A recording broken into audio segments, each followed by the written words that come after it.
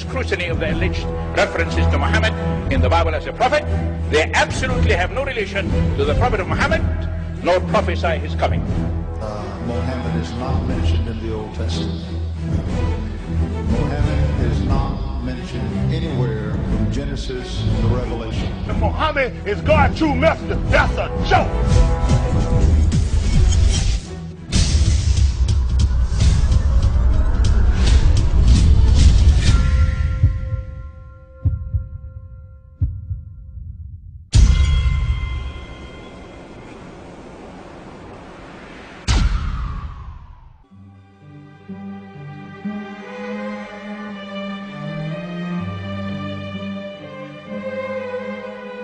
Lo, we inspire thee as we inspired Noah and the prophets after him, as we inspired Abraham and Ishmael and Isaac and Jacob and the tribes, and Jesus and Job and Jonah and Aaron and Solomon, and as we imparted unto David the Psalms.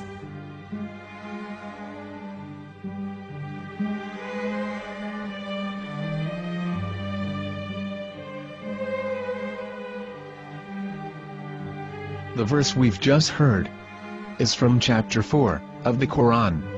In the verse, God is affirming to humanity that Muhammad is indeed the recipient of a divine guidance, just as Noah, Abraham, and the rest of the prophets. However, some Christians and Jews today don't believe that Muhammad was a prophet and the covenant that God made with Abraham.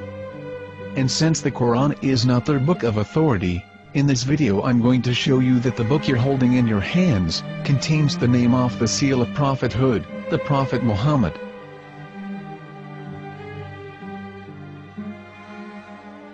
As known, the Old Testament was preserved in the Hebrew language. In the 5th chapter of the Shir HaShirim, which is one of the 5 Megillat or sacred scrolls that are part of the Hebrew Bible, or for short the Song of Solomon, as Christians know it today. That chapter is discussing someone. Jews will say it is discussing Solomon, while Christians will say it is discussing Jesus. Considering this is the Songs of Solomon, it would seem logical that it is discussing Solomon. The verses, describing this mystery man, have the narrator's speech conjugated in the feminine, meaning it is a woman who is describing this man. So it is possible that it is one of Solomon's wives discussing her husband Solomon. However, Christians assert that Jesus is being discussed, and that the chapter is describing a man who was not yet alive at that point. A prophecy.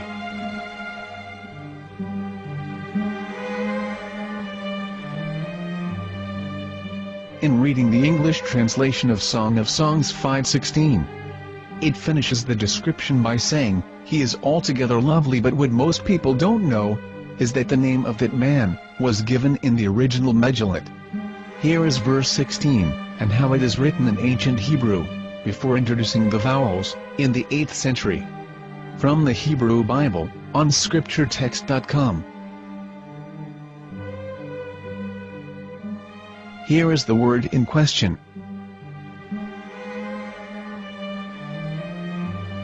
This word is made of 4 letters. Mem, Het, Mem, Dalet. Now when reading the word as it is written in its original form, with no vowels, it can be read as Muhammad, which is the name of the Muslim prophet, or as Mamad with no A after the H. According to Ben Yehuda's Hebrew English Dictionary, it is correctly pronounced as Muhammad, not Mamad.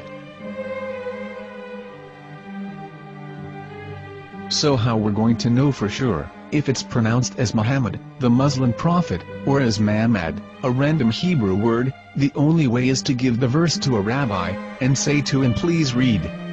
Here is the Song of Songs 5:16, and how it is read by a rabbi from a Hebrew Jewish site. Please notice, the im in Hebrew is a plural of respect. חיכו ממתקים וכולו מעמדים, זה דודי וזרעי בנות ירושלים.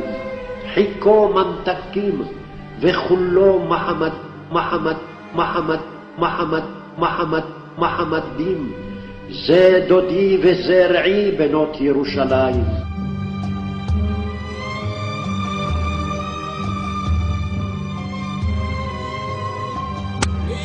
Coming out from the darkness, there are no other gods but God, and Muhammad is his messenger.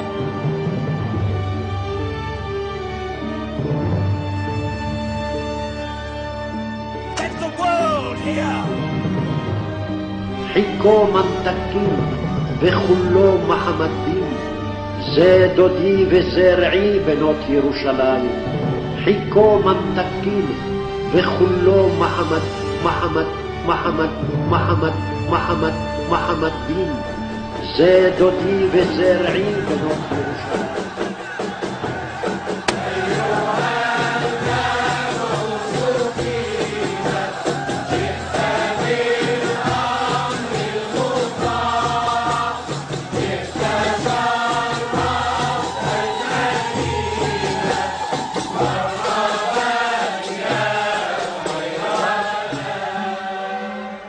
Here is the famous SDL translation tool, which includes a professional human translation, as well as an online translation. We're going to copy our Hebrew word of the Song of Songs, directly from the Jewish site.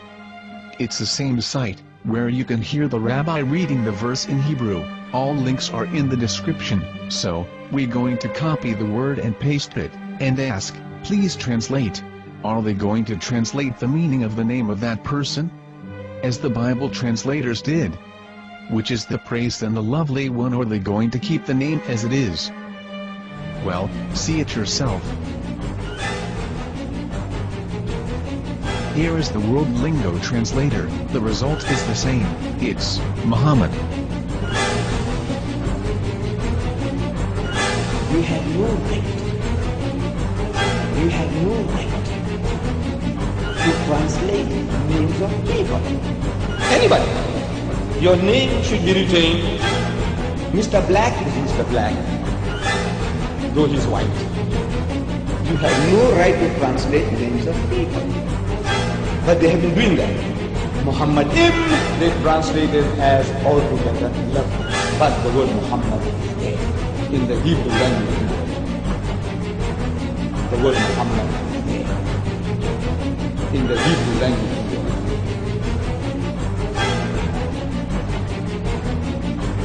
I will tell you a story from my own personal experience. Years ago, I used to spend every Sunday afternoon in a place called Speaker's Corner. And in my years down there, I got to know a Jewish rabbi. He was a very nice man. He used to listen to me, and he was always very polite and talked about Islam in a very nice way. And one day, during one of our conversations after some years, I thought that it was about time I should invite him to Islam. So I said to him, you know, my friend, we have been talking now for many years, and even you have admitted to me that Muhammad is a prophet. So why then do you not embrace Islam? He said to me, we Jews, we never change our religion. I said, but half of the rabbis of Medina became Muslim. He said, that is true, but still, we Jews never change our religion. I thought, what can I say to him? He looked at me and said, listen to me, my friend.